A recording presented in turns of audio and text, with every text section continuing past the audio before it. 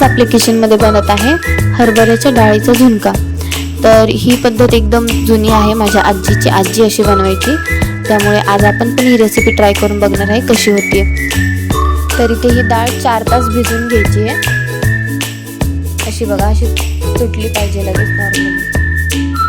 आता ही हरभऱ्याची डाळ खलबत्त्यात वाटून घ्यायची। तुम्ही मिक्सरमध्ये वाटत असाल तर खूप म्हणजे स्लो, बंद चालू असं करून वाटून घ्या, ज्याने एकदम बारीक होणार नाही, कारण हे असं जाडसरच पाहिजे आपल्याला, एकदम बारीक करायचं नाही आहे। तर इथे छान आता वाटून घेते।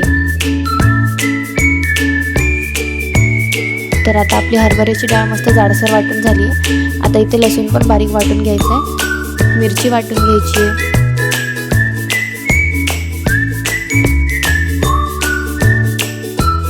कांदा पण चिरून घ्यायचा आहे बारीक।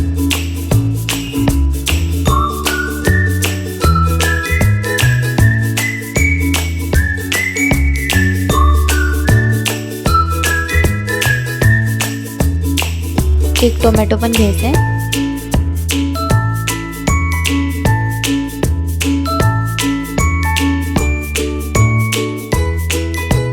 आणि कोथिंबीर। बघू शकता तुम्ही काय काय सामान घेतले आपण, कढीपत्ता, लसूण, मिरची, टोमॅटो, कांदा आणि कोथिंबीर। आता इथे कढईत तेल घालायचे, तेल थोडंसं गरम झालं की त्यात जिरं आणि मोहरे घालायचे। आता हे छान तळले की आपण त्यात घालायचं लसूण। आता छान लसूण परतून घ्यायचं, मग त्यात घालायचं कांदा। आता छान हे सगळं परतून घेतलं,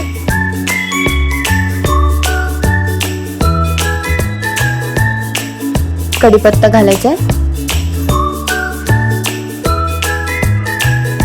टोमॅटो घातलाय,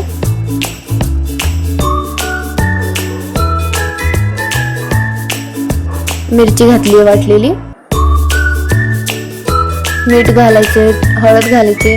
जास्त काही मसाले टाकायचे नाहीत, कारण एकदम सोप्या पद्धतीचं असतं हे आणि एकदम जुनी रेसिपी आहे, त्यामुळे यामध्ये कोणतेच असे जास्त मसाले नाही जात, नॉर्मल आपलं तिखट, हळद, मीठ। आता ती वाटलेली डाळ घालायची। आता ह्या मसाल्यामध्ये छान सगळं मिक्स करून घ्यायचे।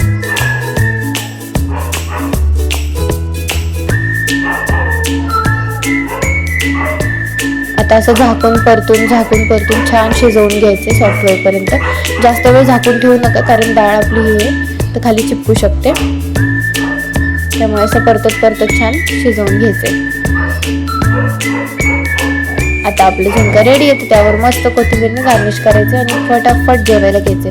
आम्ही पण पहिल्यांदाच केली होती ही रेसिपी, म्हणजे माझ्या आजीने मला पहिल्यांदा करून खाऊ घातली आहे। इतकं छान लागत होतं, आपल्या नॉर्मल पिठल्यापेक्षा खूप जास्त एकदम खमंग आणि एकदम चवदार असं लागत होतं। नक्कीच रेसिपी ट्राय करून बघा, आणि रेसिपी आवडली असेल तर चॅनलला लाईक आणि सबस्क्राईब करायला विसरू नका।